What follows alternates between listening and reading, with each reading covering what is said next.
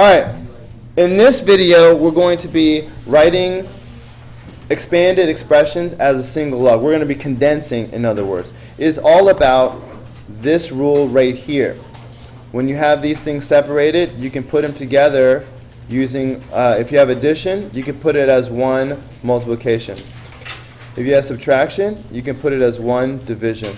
Alright, let me pause the video to yell at my students for a second. So don't forget, there's one more thing about these things in the front. I almost forgot about that rule. When you have something in the front, like this C right here, you can put it up in the exponent. So we got to do that first. So remember, so I'm going to take this 8, and it's going to jump up to the power. This 1/2 is going to jump up to the power. So this is going to become log x to the 8th plus log y to the 1/2 power. Do you guys remember that the 1/2 power is the same as the square root? All right, you got to remember that. So I'm not really going to leave it as 1/2 power. I'm going to write it as the square root of y. Now, like I said, I can put these as a single log of multiplication. So this will be log x to the 8th power square root of y. And that would be your final answer. Okay, so in problem number 10, we are going to put all of this into a single expression. But first, you have to do the power rule before you use the quotient rule or the product rule.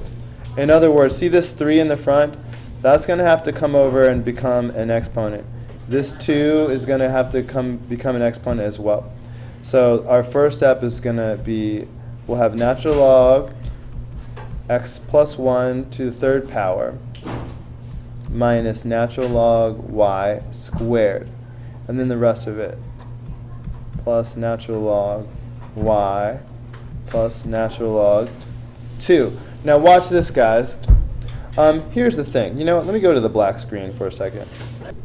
Alright, look. In general, if we look at the power rule and the quotient rule, it works out like this.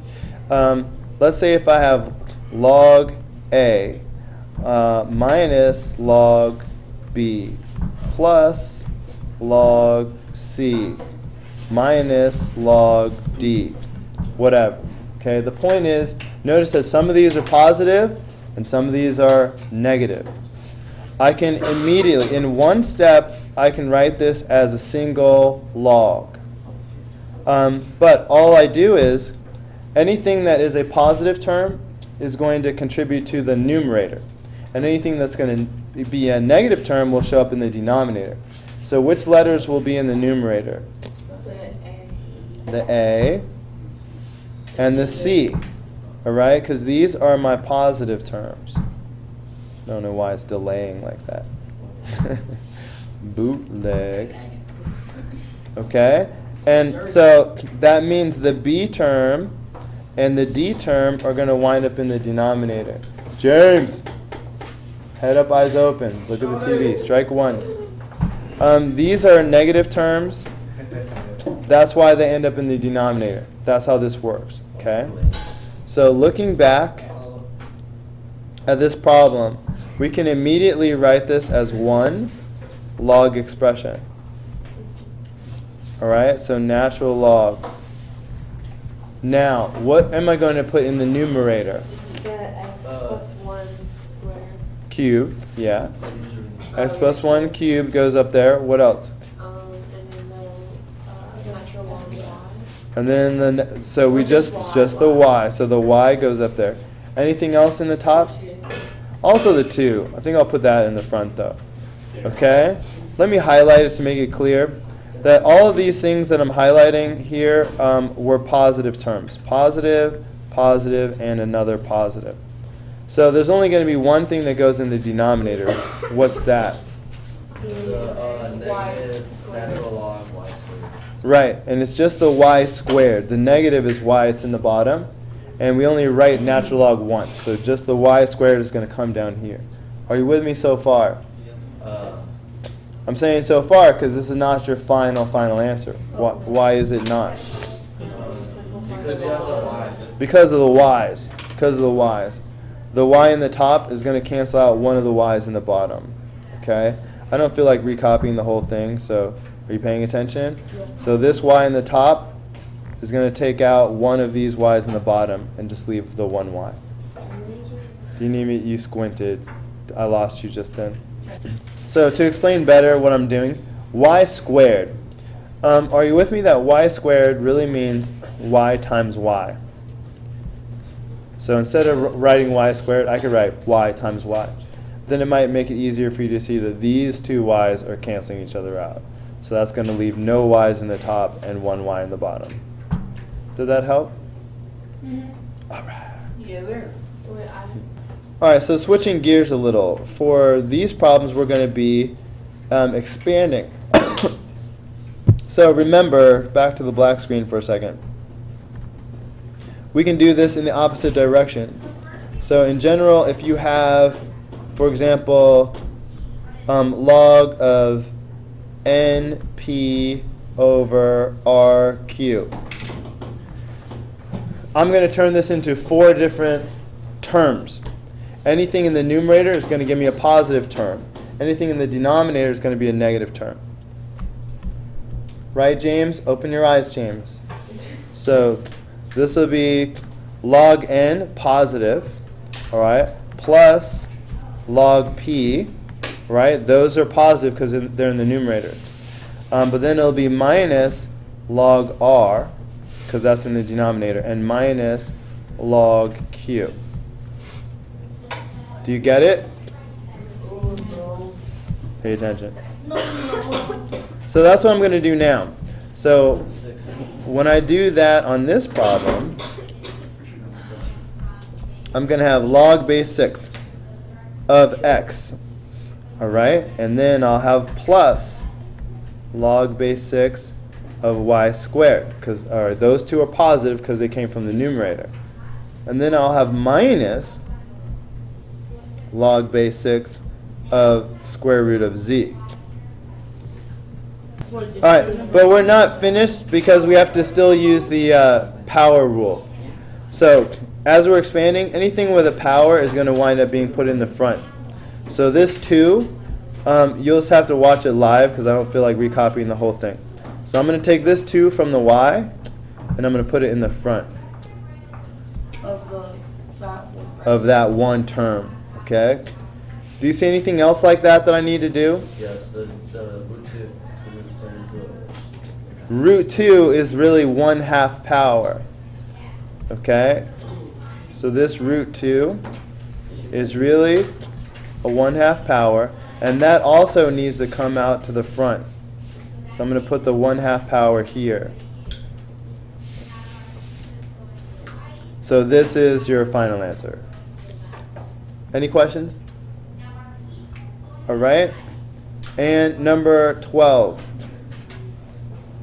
Okay, so same type of thing. So I'm going to expand this. So I'm going to have log base 4 of 2 plus log base 4 of x to the 3rd power plus log base 4 of y to the 9th power. Or I'm just splitting these apart. Anything with a power is going to wind up in front. So this 3, let me change colors. This 3 is going to end up in front. And this 9 is going to end up in front.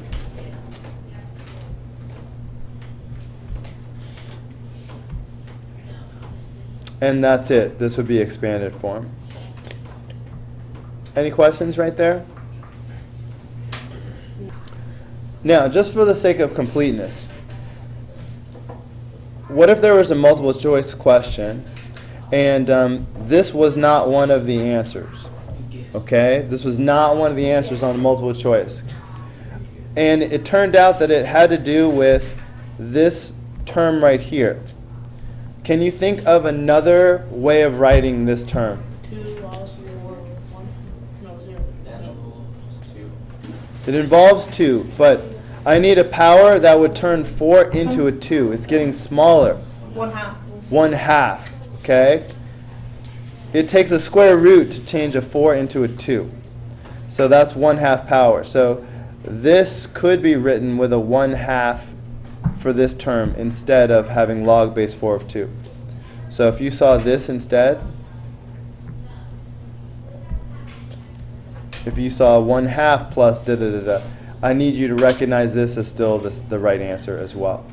Okay? All right. Look at these last two questions. We're still expanding or condensing, but these are those ones where they gave us certain values. So I see 7 and I see 3. So I'm going to try to write everything in terms of 7 and 3. So when I look at 21, what am I thinking? 7 times 3. So this would be the same thing as log base 2 of 7 times 3. Now, could I not use the product rule to expand this? So this would be the same thing as log base 2 of 7 plus log base 2 of 3. Okay, I'm talking about, oh, that's not the right sheet. So just a straightforward application of the product rule. It splits apart as addition. So they gave us both of these decimals. So just plug them in. So log base 2 of 7, they told us that that was 2.807. Log base 2 of 3, they told us that was 1.585. So just add those together using your 4-function calculator and tell me what you get. 4.392. So that would be your answer to number 13. Okay? Last one. So number 14. Again, I want 7 and 3. Those are the two things I'm given. So I'm liking this because I could use the quotient rule. Alright? If I have A over C, I can expand that as log A minus log C. So that's what I have. So I can expand this as log base 2 of 49 minus log base 2 of 9. Alright? But I want 7 and 3. What does 7 have to do with 40? Yeah. This is the same thing as log base 2 of 7 squared. And this is log base 2 of 3 squared. Now, can I not use the power rule and put the power in front like this? Sure I can. So this 2 is going to come out front. So I'm going to have 2 times log base 2 of 7. Similarly, this 2 will come out front. So it'll be minus 2 times log base 2 of 3. Okay? So these two expressions I have decimals for, don't I? So you can just plug in those decimals now. Log base 2 of 3, that was at 1.585. And I had the other one was 2.807. Alright, so just put that whole thing in your calculator and tell me what you get.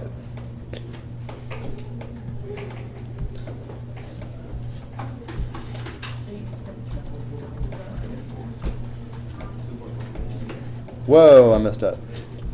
2 times 2.807 minus 2 times, what was the other one?